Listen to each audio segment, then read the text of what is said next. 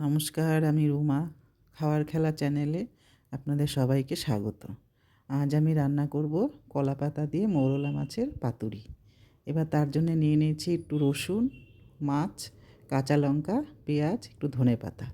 পেঁয়াজটা একটু নিয়েছি বড় করে কাটা, একটু ছোট করে কাটা।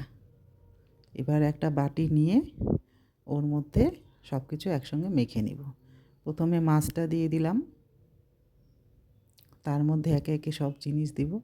ছোট করে কুচনো পেঁয়াজটা আর ধনেপাতা, আর বড় করে যে পেঁয়াজ কেটেছিলাম সেটা দিয়ে, লঙ্কা আর রসুনটা দিয়ে একটা পেস্ট করে ওটাও দিয়ে দিব। দিয়ে ওর মধ্যে আরও গুঁড়ো মশলাগুলো দিতে হবে।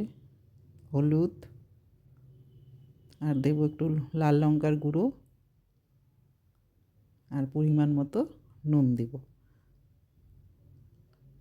এর মধ্যে সর্ষের তেলও দিয়ে দেব।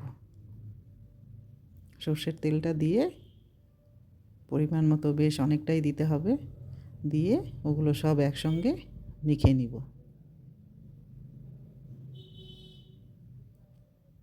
বেশ ভালো করে নেড়ে চেড়ে সবগুলো একসঙ্গে মেখে নিতে হবে।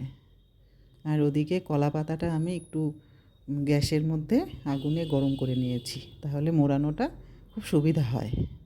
এবার মাখা মাছটা ওর মধ্যে ঢেলে দিয়েছি, দিয়ে সুন্দর করে গুছিয়ে ওটাকে কলা পাতা দিয়ে বেঁধে দেব। আর বাঁধবো কিন্তু আমি ওই কলা পাতার পেছনে যে উঁচু মতন থাকে, আর একটা পাতা ছিল আমার কাছে, ওই পাতাটার পিছন থেকে নিয়ে ওটা দিয়ে বেঁধেছি। এবার প্যান বসিয়ে দিয়ে প্যানের মধ্যে একটু তেল ঢেলে দিয়েছি। তেল না দিলে তো পাতাটা আবার প্যানের মধ্যে লেগে যাবে আর ভাজাও হবে না। আর ভালো করে দিয়ে বসিয়ে ওর মধ্যে একটা ঢাকা দিয়ে দিব। ঢাকা দিয়ে একটা পাশ আমরা কিছুক্ষণ রান্না করে নিব। পাতাটা পোড়াও হবে আর ভেতরের মাছটাও রান্না হয়ে যাবে। এবার কিছুক্ষণ রান্না করার পর ওটাকে কিন্তু উল্টে দিতে হবে উপরের পাশটা ভাজার জন্যে।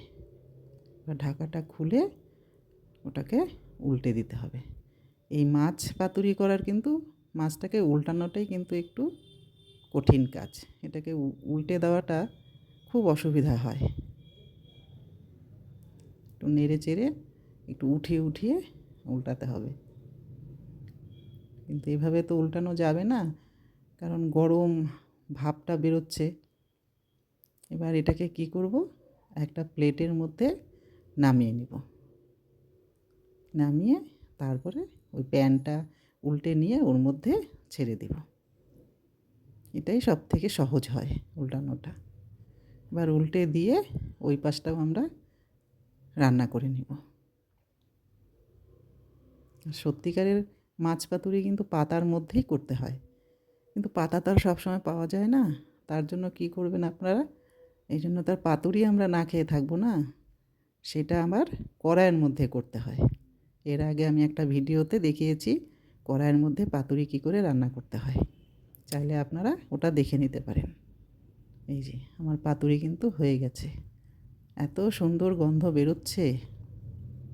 এবার একটা প্লেটে ঢেলে নেব। ঢেলে আপনাদেরকে একটু খুলে দেখাই, নাহলে তো আর বুঝতে পারবেন না।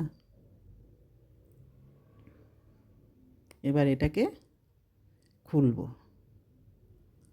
আস্তে আস্তে। প্রচণ্ড গরম।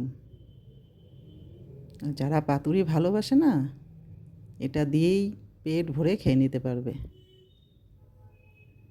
তবে আমার ভিডিওটা এখানেই শেষ। আপনারা আমার পাশে থাকবেন, সাথে থাকবেন। আপনারা পাশে না থাকলে তার এগোতে পারবো না। দেখা হবে পরের কোনো ভিডিওতে। ভালো থাকবেন, সুস্থ থাকবেন।